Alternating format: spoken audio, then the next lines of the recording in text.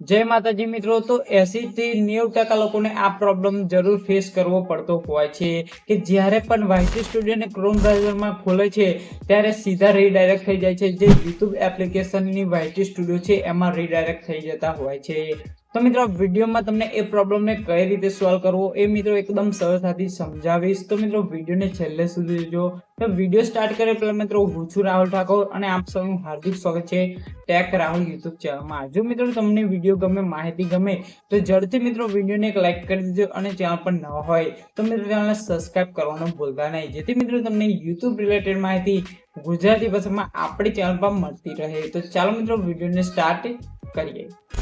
તો મિત્રો તમે બાજુની સ્ક્રીન પર જોઈ શકો છો આપણે YT સ્ટુડિયોને ક્રોમ બ્રાઉઝરમાં ખોલવાનો છે. તો સૌથી પહેલા મિત્રો આપણે ક્રોમ બ્રાઉઝર ઓપન કરીશું. ક્રોમ બ્રાઉઝર ઓપન થશે એટલે મિત્રો આપણે અહીંયા સર્ચ કરવાનું છે YouTube ક્રિએટર સ્ટુડિયો. અહીંયા સર્ચ કરી દો મિત્રો ક્રિએટર સ્ટુડિયો, બરાબર. તો સર્ચ કરી દીધું. સર્ચ કરશો મિત્રો એટલે આ રીતનું તમને ઇન્ટરફેસ જોવા મળશે. તો અહીંયા જે પહેલી લિંક છે મિત્રો તમે જોઈ શકો છો બાજુની સ્ક્રીન પર પહેલી લિંક YouTube સ્ટુડિયો, એના પર આપણે ક્લિક કરવાનું છે.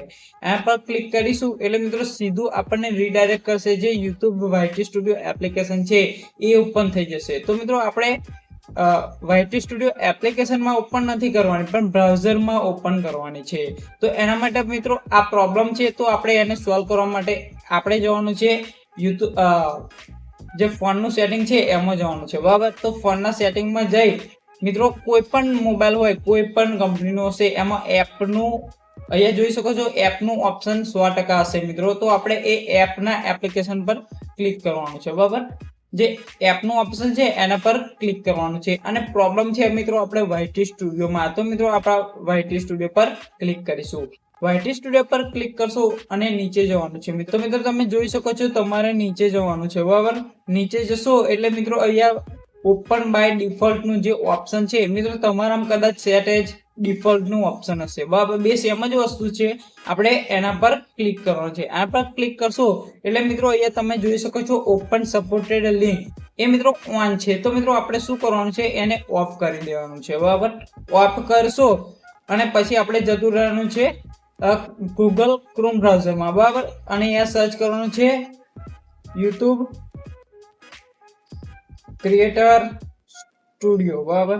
આપણે કરી દઈએ. તો આટલું લખીને મિત્રો આપણે સર્ચ કરી દેવાનું છે. સર્ચ કરશો એટલે આ રીતનું તમારે આવશે. તો આપણે અહીંયા જોઈ શકો છો જે પહેલી લિંક છે YouTube સ્ટુડિયો એના પર ક્લિક કરવાનું છે, બરાબર.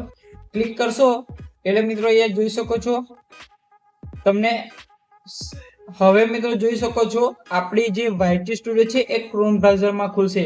જ્યારે પહેલા શું થતું હતું YT સ્ટુડિયો એપ્લિકેશનમાં ખુલતી હતી. તો મિત્રો આ રીતે તમે જો તમારે પ્રોબ્લેમ થતો હોય તો આ રીતે તમારા મોબાઈલમાં ક્રોમ બ્રાઉઝરમાં YT સ્ટુડિયો ઓપન કરી શકો છો. તો મિત્રો આશા છે કે તમને માહિતીમાં ખબર પડી જશે. તો ઝડપથી મિત્રો વિડીયોને એક લાઈક કરી દેજો અને ચેનલને સબસ્ક્રાઇબ પણ કરી દેજો. તો મિત્રો ફરી મળીએ આપણે નવી વિડીયો સાથે, નવી માહિતી સાથે. ત્યાં સુધી જય હિન્દ, વંદે માતરમ.